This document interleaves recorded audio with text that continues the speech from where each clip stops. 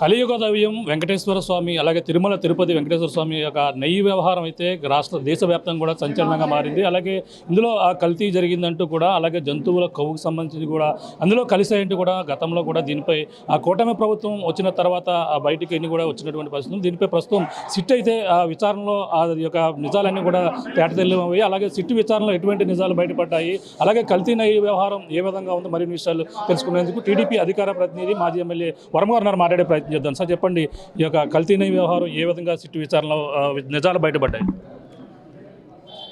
YSR party కల్తీ party. వాళ్ళు ఏమన్నారంటే నిన్నటి నుంచి వాళ్ళు 4-5 ఉన్నారు కదా బాబుబాబులు, అసలు కల్తీయే జరగలేదని చెప్తున్నారు. వేళ సిబిఐ వేసిన సిట్ ఏదైతే ఉందో ఛార్జ్ షీట్ పెట్టిందో క్లియర్గా ఈ నెయ్యి రసాయనాలతో తయారు చేసిన నెయ్యి తప్పితే నెయ్యి కాదు అని చెప్పి ఇవ్వడం జరిగింది. అంటే వీళ్ళు కూడా పేర్లు ఎలా ఉన్నాయి, బోలేబాబా, అలీబాబా, అంటే దొంగ పని చేసేటప్పుడు ఆ పేరు పెట్టుకోవడం కూడా తెలియదు వీళ్ళకి.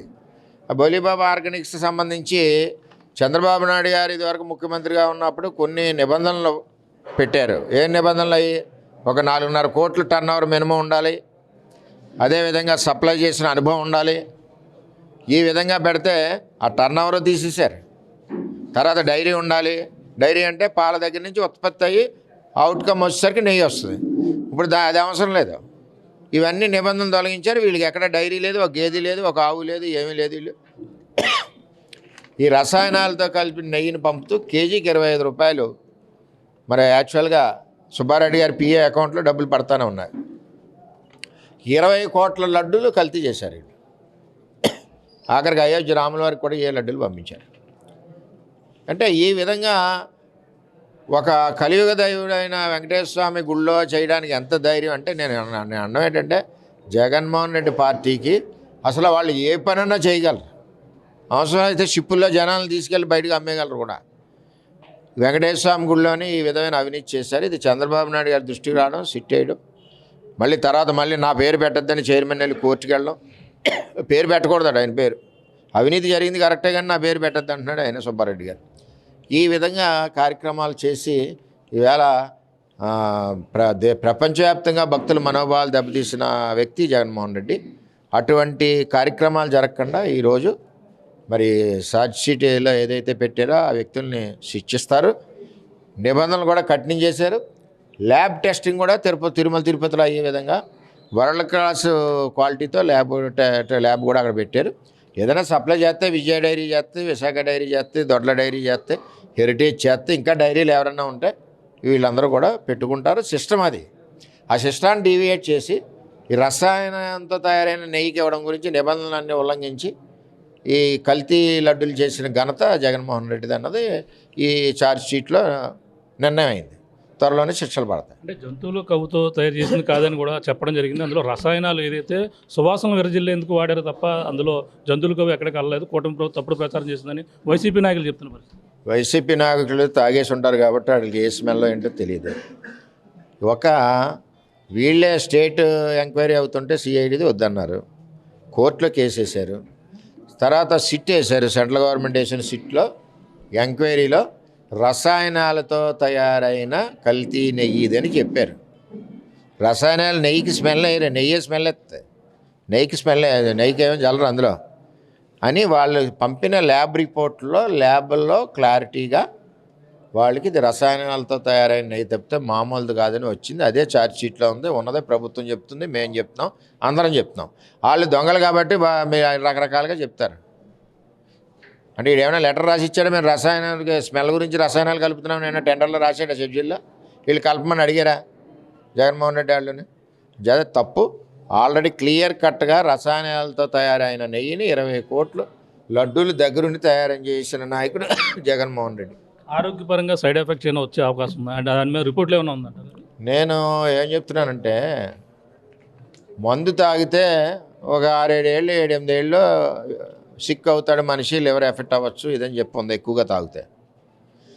ఇది భగవంతుని మీద భక్తితో తినేస్తాం లడ్డులు, ఫ్రిడ్జ్లో పెట్టుకుని నేనే తింటాను వారం 2 లడ్లు 3 లడ్లు. ఇది తెలియకుండా అయిపోద్ది. ఇదే మొన్న మళ్ళీ తిరిగి జగన్మోహన్ రెడ్డి అధికారంలోకి వచ్చుంటే తిరుపతి వెళ్ళినోడల్లా 6 ఏళ్ళకో 7 ఏళ్ళకో చచ్చిపోను ఈ కల్తీ నెయ్యి ఆ లడ్డూలు తిని. ఏదో ఒక తెగులు వస్తున్నాను, అది పట్టుకోవడానికి ఇబ్బంది అవును. అది ఓవరాల్ ప్రపంచవ్యాప్తంగా జరుగునేది. అంచేతే ఏదైతే నిర్ణయం తీసుకున్నారో చంద్రబాబు నాయుడు గారు ఈవేళ మంచి ల్యాబ్ పెట్టి మళ్ళీ నిబంధనలు కఠినతరం చేసి నెయ్యి ఎక్కడి నుంచి అయితే సప్లై చేయాలో వెంకటేశ్వర స్వామి గుడితో పాటు అన్నవరం కానీ సింహాచలం కానీ వీటన్నిటి మీద కూడా సప్లై సిస్టమ్ మార్చేశారు, టెండర్ సిస్టమ్ మార్చేశారు. నీకు పాలు రావాలి, పాల నుంచి ఏమో ఎన్న రావాలి, ఎన్న నుంచి నెయ్యి రావాలి, ఆ నెయ్యి క్వాలిటీగా ఉండాలి. క్వాలిటీ ఉంటే మన టీటీడీ ల్యాబ్లో క్వాలిటీ పాస్ అవుతే తీసుకుంటారు, లేకపోతే బయటికి పంపేస్తారు. సిస్టమ్స్ అన్నీ కఠినతరంగా పెట్టారు. ఈసారి పెట్టిన నిబంధనలతో ఎవడు కూడా అందులో క్వాలిటీ ఉన్నవాడు పెట్టగలడు తప్పితే క్వాలిటీ లేనివాడు ఎవడు కూడా టెండర్ వేయలేడు. అంటే మన ప్రాంతాల్లో కూడా అక్కడక్కడ సంఘటనలు జరుగుతుంది. పిఠాపురంలో ఉన్నది, మొన్న పత్తిపాడులో కూడా పట్టుకున్నారు. మన చుట్టుపక్కల గుళ్ళు కూడా ఉన్నాయి. ఎంత అద్భుతంగా చూసుకుంటే అక్కడ కూడా ఇటువంటి కల్తీ వ్యవహారం జరిగే అవకాశం. అన్నిటి మీద ఉక్కుపాదం వేశారు. దేవాలయాల్లో కల్తీల మీద ఇవి కూడా అందులో ఒక పార్టీ. అందులో ఎక్కడ ఇంకా ఈ రాష్ట్రంలో కూటమి ప్రభుత్వంలో కల్తీనే అన్నది ఎక్కడ కూడా దేవాలయాల్లో కాదు, బయట కాదు, ఎక్కడ ఉన్నది ఉంటే ఉక్కుపాదంతో అనిచేస్తారు.